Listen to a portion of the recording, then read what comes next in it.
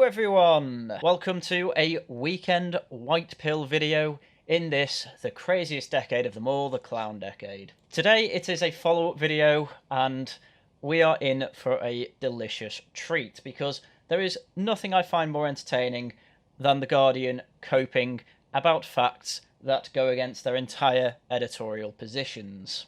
This is in fact a good news follow-up video to a video I made about a year ago, 11 months ago, something like that, whatever, about the court case between Arron Banks and Carole Cadwalladr, a Guardian journalist who, to be fair to her, has done some good investigative journalism. And if you haven't seen that video, don't worry, I will be going through a quick summary because I want to take you through this whole story because this whole story is incredibly funny. So first things first, just a tiny bit of background. This man, Arron Banks, is a multi-millionaire businessman who was pro-Brexit, and being pro-Brexit, he founded the Leave.eu campaign, which was obviously pushing to leave the European Union. Obviously, because he was pro-Brexit and because he was funding a Leave campaign for the Brexit referendum, this woman, Carole Cadwalladr, who is a Guardian journalist, didn't particularly like that fact, and so started investigating him and other Leave campaigns. This led to her being outspoken on Twitter about Arron Banks and other people, of course, and she was even invited to do a TEDx talk, which is where the picture's from. And these are the things that Arron Banks wasn't particularly happy with, so he put forward a case to the High Court to push a libel case against her because of a couple of tweets and this TED talk. Don't worry, there'll be more detail on specifically what she said later, but the long and short of it is that she claimed that Arron Banks took money from Russian oligarchs to fund the Brexit campaign. And as covered in my previous video, but we'll go over here, The Guardian bleat out that Arron Banks lost his libel action against reporter Carole Cadwalladr. Now, if you're just the average person on the street who happens to see this headline in a newspaper, you will probably take that as, oh, what Carole said was actually true. Arron Banks did take money from Russian oligarchs to put towards the Brexit campaign. But in fact, if you read the article, it says, in a written judgment handed down on Monday, Mrs. Justice Stein ruled the threshold for serious harm had only been met in the TED Talk. In other words, what that means is that if it goes to the serious harm part of the Defamation Act, that means what was said by Carole was not true. It's just that if we're talking about serious harm here, which we are here, that means that her lie didn't affect Arron Banks' income or reputation in any way. However, obviously, as we can see here, the TED Talk did seriously harm him. But Cadwalladr initially had successfully established a public interest defence under Section 4 of the Defamation Act. Now, my other video goes into detail about this. But essentially the reason she won this defence is because the rest of the TED Talk was in the public interest. It is in the public interest how the Brexit campaign was funded, and it was an informative talk, and that apparently, according to the High Court, was a good enough reason for her not to have to pay Arron Banks a damn penny. And of course my main problem with this is that it allowed The Guardian and other leftists to go about tweeting and pontificating about how she won and that free journalism was upheld, despite the fact that the court actually acknowledges that everything she said was a lie. And naturally, after you win a court case, you are, of course, going to do a victory lap. I mean, you might be wondering at this point why it almost sounds like I'm going to go into a victory lap about this court case. Well, just give me a moment. Let me go through their initial victory lap first. So, The Guardian had an opinion piece by Carole Cadwalladr saying, Arron Banks almost crushed me in court. Instead, my quest for the facts was vindicated. Despite, again, the fact that the High Court found that she didn't present any facts. She actually told outright lies, which, like an idiot, she actually goes into detail to. So the lawsuit was directed at 24 words I used in the TED Talk in 2019, but my history with Banks goes back much further. The entire investigation that would uncover the Facebook Cambridge Analytica scandal began in 2016 with a series of denials from the firm about its relationship with Leave.eu, Arron Banks' firm. That investigation led not just to record fines against Facebook and Mark Zuckerberg being dragged before Congress, but to findings that Banks' Leave.eu campaign had broken both electoral and data laws, but it was our revelations in this paper about his relationship with the Russian government that hit a nerve.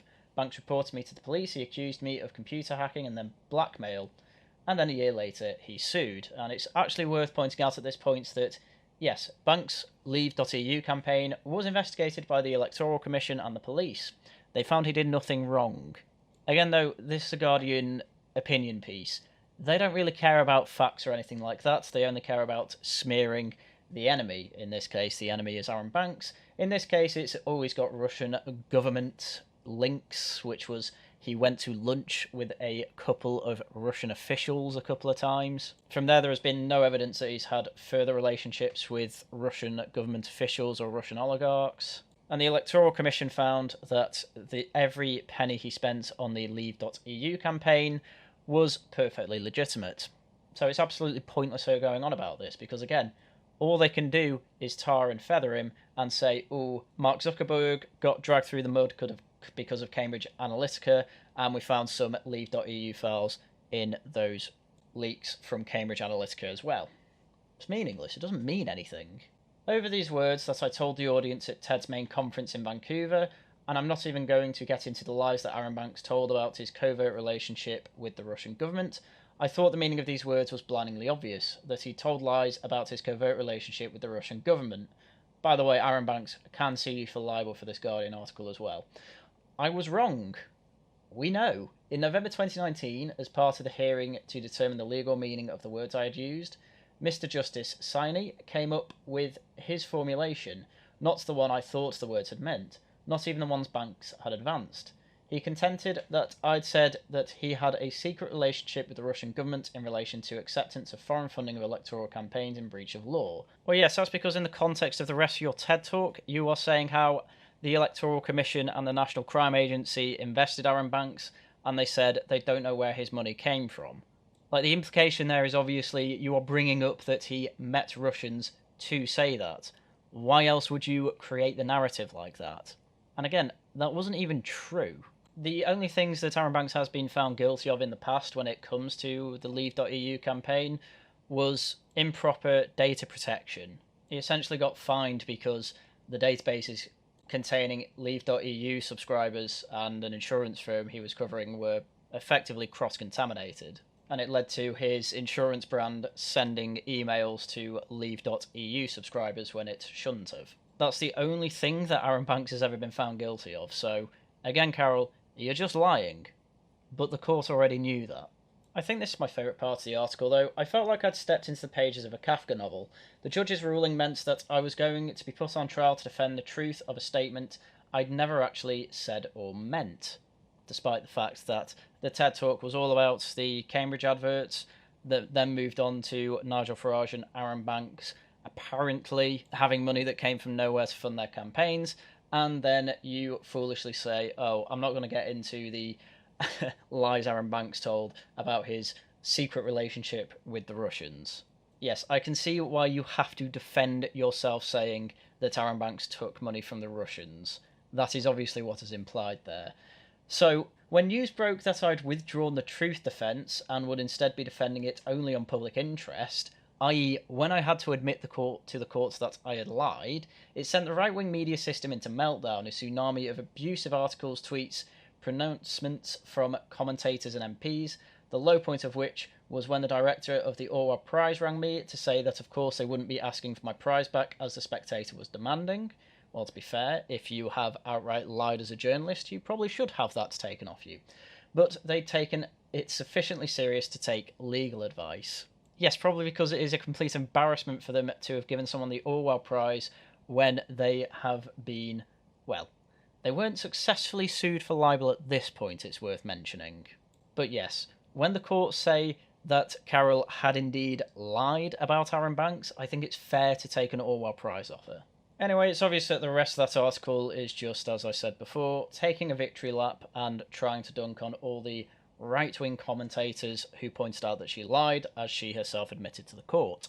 Anyway, needless to say, Arron Banks congratulated Carol for her win and made it clear that he had intentions to appeal the decision, because it is quite ridiculous to accept the judgment that Carol had indeed lied, but it was in the public interest that she lied about you.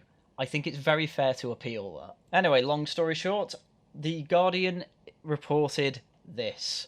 Aaron Banks loses 2 of 3 challenges to failed libel action against Carol Cadwallader. The Court of Appeal upholds one claim Brexit backer suffered serious harm by continuing publication of inaccurate TED Talk criticisms. So I don't know about you, but this is a very, very stupid way to report this, because it's not actually untrue. It is true that he lost 2 of the 3 challenges, but this headline makes it out that he lost. Now, I'll put it another way here. If you are being done for 3 robbery charges, and 2 of the charges are dropped but 1 still goes through, that still makes you a robber. And in this case of Carol Cadwallader, yes, okay, she did win 2 of the appeals, but that one, that makes her a libelous person. She should not be hired by any newspaper ever again. Because how can you trust someone who has the stain of being a libelous reporter on your team? So they start with poisoning the well once again. The multimillionaire Brexit backer Aaron Banks has lost a significant part of his appeal against the decision in his unsuccessful libel action against the Observer and Guardian journalist Carol Cadwallader. Banks did not challenge the public interest defence, but argued that the judge was wrong to hold that the issue of whether or not the TED Talk caused serious harm to his reputation needed to be determined afresh after that 29 April 2020 date. The Court of Appeal rejected that argument, but upheld his claim that he had in fact suffered serious harm after the Electoral Commission's findings were published. In a judgment published on Tuesday, 3 appeal court judges unanimously found that Stein's findings that Bank did not suffer serious harm because of the TED Talk and tweet were published to an echo chamber was not supported by the evidence. The judgment, written by Lord Justice Warby, also said on serious harm that there was insufficient basis for Stein's finding that the opinion of the publishees were of no consequence to Banks because he did not care what they thought.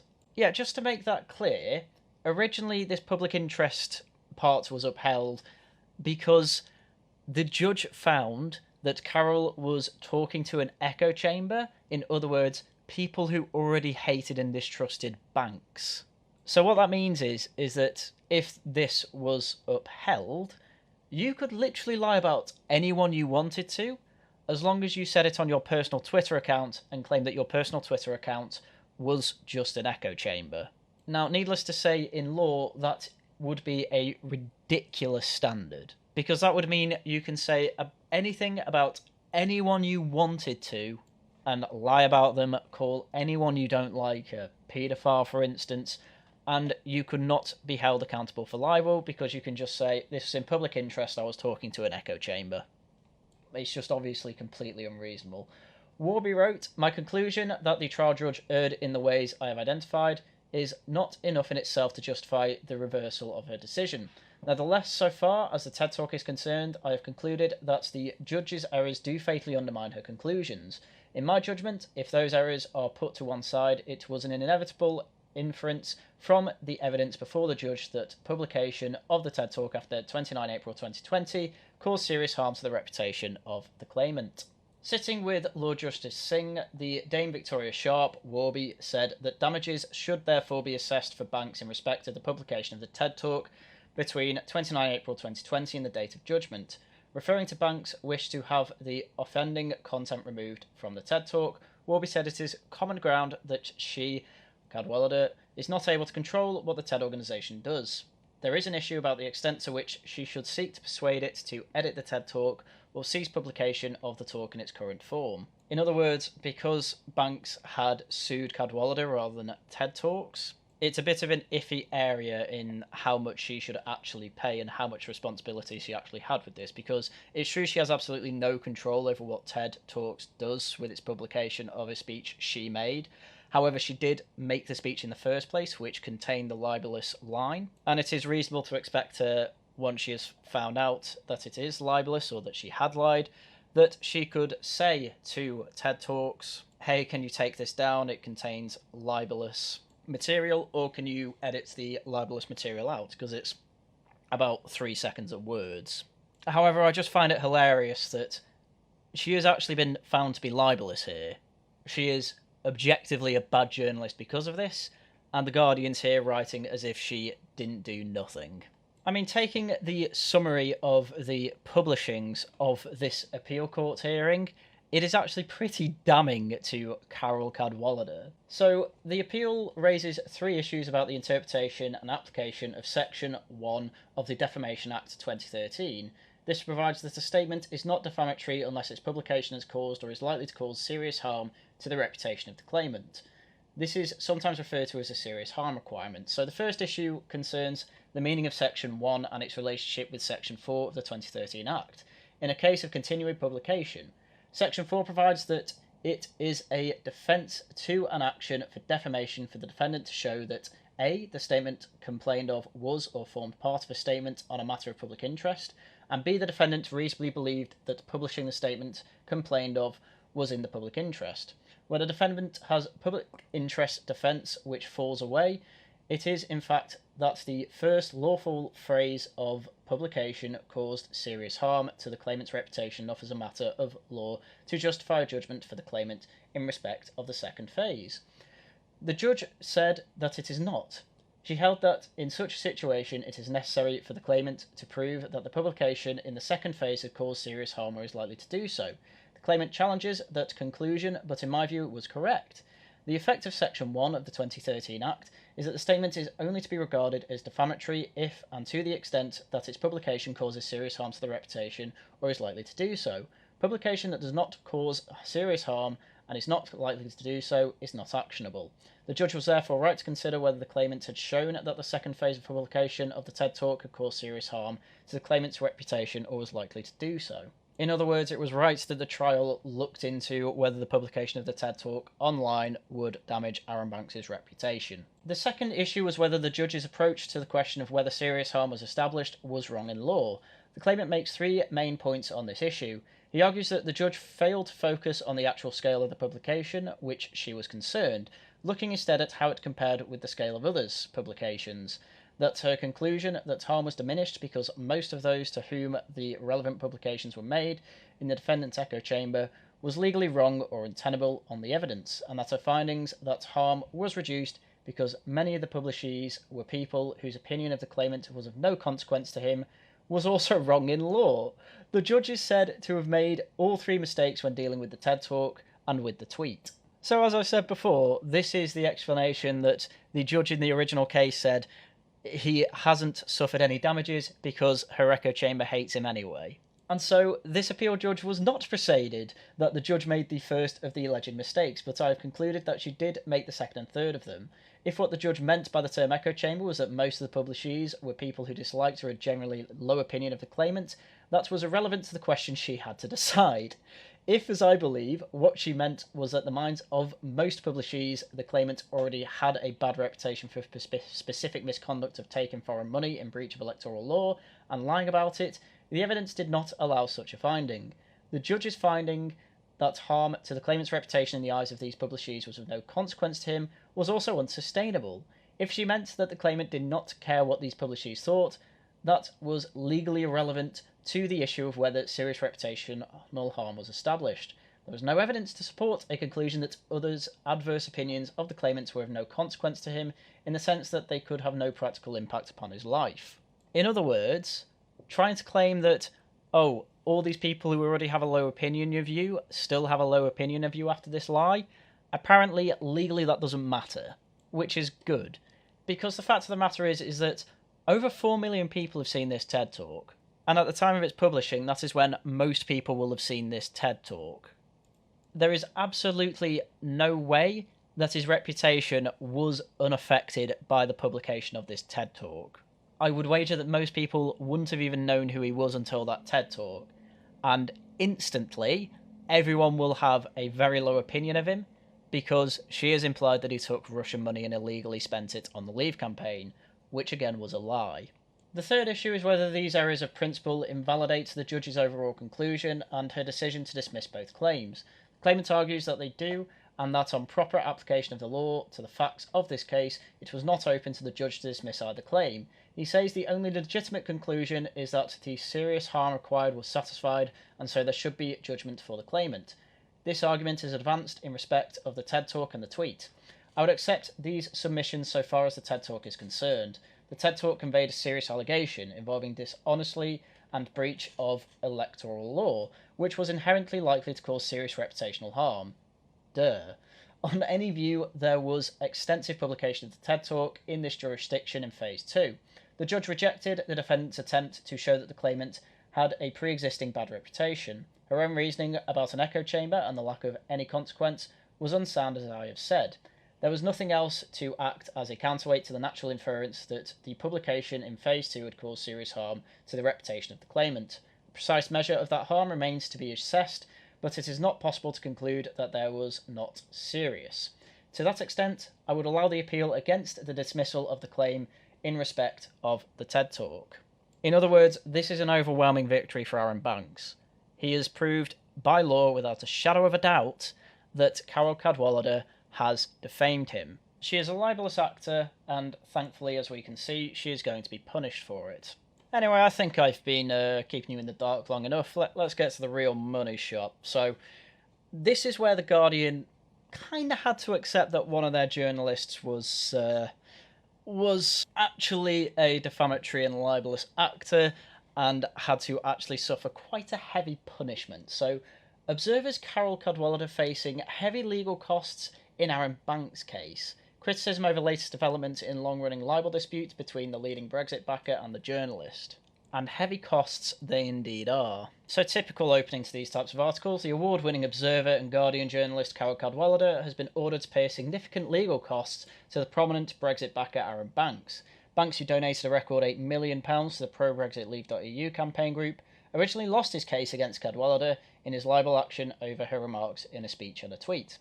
However, in February, the multimillionaire businessman partially reversed her victory at the Court of Appeal, and after damages of £35,000 were agreed, Cadwallader has now been told by the court to pay costs running into several hundreds of thousands of pounds.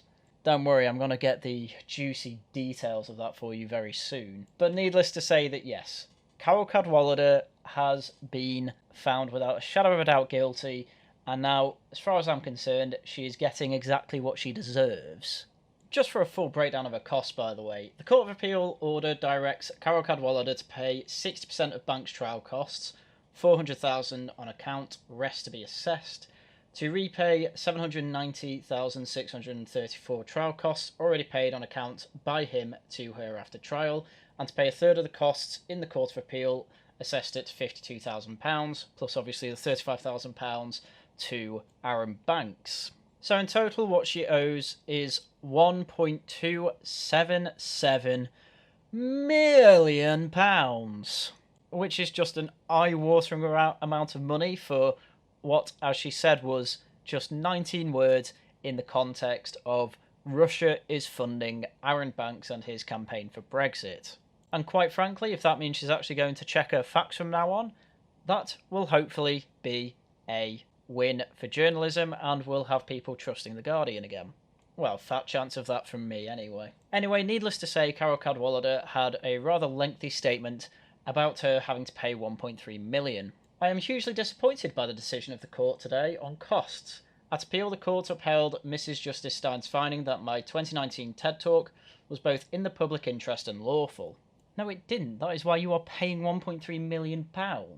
It ruled that the public interest defence fell away after a change of circumstances a year later when the police concluded its investigation. In other words, it was lawful when you were simply speculating, because it couldn't actually have been disproved at that point because there was an ongoing investigation. In my view, that is the law not working either. This is why whenever you see an article about a recent murder, it will have the word alleged about 100 times in every article you see about that murder, because nothing has been proven in a court of law yet, so I don't know why she gets away with that with this TED Talk, but anyway, that's a different issue. It acknowledged that I did not control publication or TED's website, and even by its own estimates, 98% of the views were lawful and just 2% were not. Yes, that's why you're being punished for this 2%. Nevertheless, it has ordered me to pay 60% of Banks' costs. What, do you think you should only be paying 2%? Is that how you think that works? I do mean this when I say it, because I have read a lot of Guardian articles, but they are actually some of the most moronic people that I have ever seen.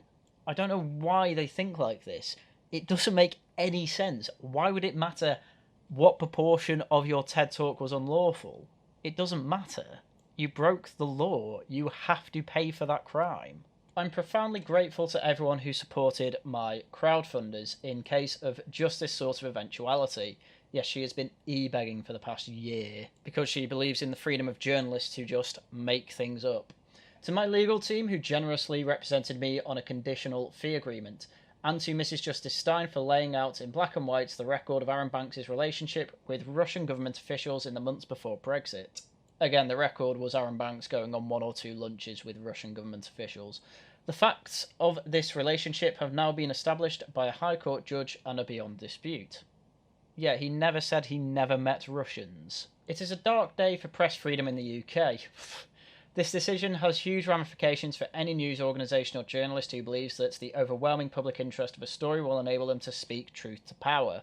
Again, it's quite amazing how The Guardian, which effectively dictates quite a lot of what the government will be talking about because it's what everyone at the BBC reads, is talking about truth to power because they think power just equals how much money you have. Which, given that quite a lot of businessmen were for Brexit and quite clearly on the back foot before the referendum, yeah, doesn't make an awful lot of sense to say that they were the ones in power. Anyway, many abuses of power already go untold in Britain because our defamation laws are among the most repressive in the world. I don't think that's close to true. This arbitrary and punitive ruling will mean there will be many, many more which will never see the light of day. Yeah, I don't think lies like this should see the light of day when they explicitly harm someone's ability to be part of the public sphere or run their business or just live a normal life. It's ridiculous to think we have repressive defamation laws and some of the most repressive defamation laws in the world when this ruling seems very, very, very fair. You are not just a criminal because you lied, because everything that was put forward to the court was a lie, as you yourself had to admit. But you are being harmed because you seriously harmed a man's reputation because you didn't like him. Internationally, by the way. It was an international TED Talk. Obviously, you are going to be severely punished for that because you can't just lie about people to harm their reputation like that. It is a very reasonable law. Anyway, needless to say, she is still e-begging, as we can see from her GoFundMe page. She has, at time of recording, very nearly reached her goal of raising just over half of what she needs to pay for her crimes. And what I think is even funny about this is that you can see who the top donators are, and it appears that Hugh Grant, the famous actor, has paid nearly $5,000 to her just from his top 2 donations. I would not be surprised if he has many more donations further down. But this is just because these people hate their enemy, which they see as Brexit is, and they think they should get away with simply lying to them. And speaking of which, I think we should go through the Observer's editorial view on this case. The Observer view on the high costs order against Carol Cadwallader. The Court of Appeal partially allowed Aaron Banks' appeal. The effect on public interest journalism could be chilling. I love how they keep having to say, oh, it was only partially successful. Look, it's a libel case. You can't partially be successful on it. Either it was a successful libel case or it wasn't. In this case, it was successful. It was a successful appeal. How can you say it's partially successful when you are having to pay £1.3 million? That sounds pretty successful to me. Carol Cadwallader's journalism, which has prompted worldwide debate about the role of social media in our democracy and the part that Facebook played in the Brexit referendum, has been recognised with awards on both sides of the Atlantic. Well done for her. It led to multiple criminal investigations, a $5 billion fine for Facebook, and revolutionised public understanding of how big tech exploits personal data. The Observer stands proudly behind her groundbreaking reporting. That's fine, as I say, she did good work. It's just a shame she's also a libeller. But for years, Cadwallader has been forced to divert time and energy away from her work to fight a lawsuit brought by Aaron Banks, a leading figure in the Leave EU campaign against her personally. He did not sue the newspaper she wrote for or the TED organisations that broadcast to talk about the issues. No, because she was the one making the libelous statements, so she is still liable. I'm sorry, but again, I do just love that phrasing. Aaron Banks attacked her personally. Yeah, of course she did. She personally lied about him. She has been open about the personal, professional, and psychological toll of the lawsuit. An initial High Court judgment vindicated Cadwallader and represented a real progress for British journalism. I.e., we are very glad that she could lie about Brexiteers. Banks appealed on 3 points and won one of them, for which he was awarded compensation, agreed in the sum of £35,000. Sounds like a real win. But the Court of Appeal has handed down a punitive ruling on costs that undermines progress made on the original ruling. Yes, because the original ruling was found to be wrong. You lied about the person, and it caused him serious harm to his reputation. So of course you have to pay the court costs, that's how it works. The majority of the ruling still stands. However, although the appeal courts recognised that in the lower courts banks had lost on the issue that absorbed most of the time and money, namely whether it was ever reasonable for Cadwallader to believe it was in the public interest to say what she did, it ruled that she must pay 60% of banks' legal costs from the original trial. This was seemingly because the judge felt her persistence in the defence of the second phase of the publication of the TED Talk was highly optimistic. Yes, because the second phase was after the police investigated Banks and found that he had done no wrong, and that none of the money had come from Russian agents. Therefore, when she was persistent that what she had said was true and correct, obviously that is libelous, because it is obviously untrue, it is provably untrue, hence she had to drop the truth part of her defence and instead rely on public interest. But it is not in the public interest to lie about Haryan Banks and cause him reputational harm. That is obviously the case. The very high costs ruling made against Cadwallader, despite her journalism having been found to be in the public interest, and despite the Court of Appeal's view that the award struck a proper and just balance, is very concerning and has the potential to stifle freedom of expression in this country. Yeah, The Guardian talking about freedom of expression. I don't care about any of that. I have read enough of your articles to know that you are not for freedom of expression. You are for freedom to lie about your enemy and stick your head in the sand about problems we face. It sets a chilling precedent and represents a blow to public interest journalism. Or maybe when you are doing your journalism, you just shouldn't lie. Maybe that would be an idea, Guardian. So yes, it is time for all of us to partake in a victory lap, because Haryan Banks has indeed won his libel case. He is going to be paid the damages he is owed, and a Guardian journalist who has decided that lying is in the public interest is now facing the consequences of lying for, as she says, in the public interest. Naturally, Haryan Banks is doing his own victory laps on Twitter at the moment because, well, he's unambiguously won the court case. Which, to be honest, I think is just a cherry on top. He already had an apology from Carol Cadwallader because she was lying about him, but it is good that he is also getting some money from this case because, frankly, he deserves it for the harm that the defamation caused. And also, let's be fair, we are all aware that The Guardian lies about, well, quite a lot of things. So it is good to see one of the lying journalists finally facing their comeuppance. It is a shame that it is only someone like Haryan Banks who can afford to actually take them to court. So enjoy the victory laps while we can get them, and enjoy the white pill for today. Because that's everything I had for you today, so once again, thank you very much for watching, and until next time, goodbye.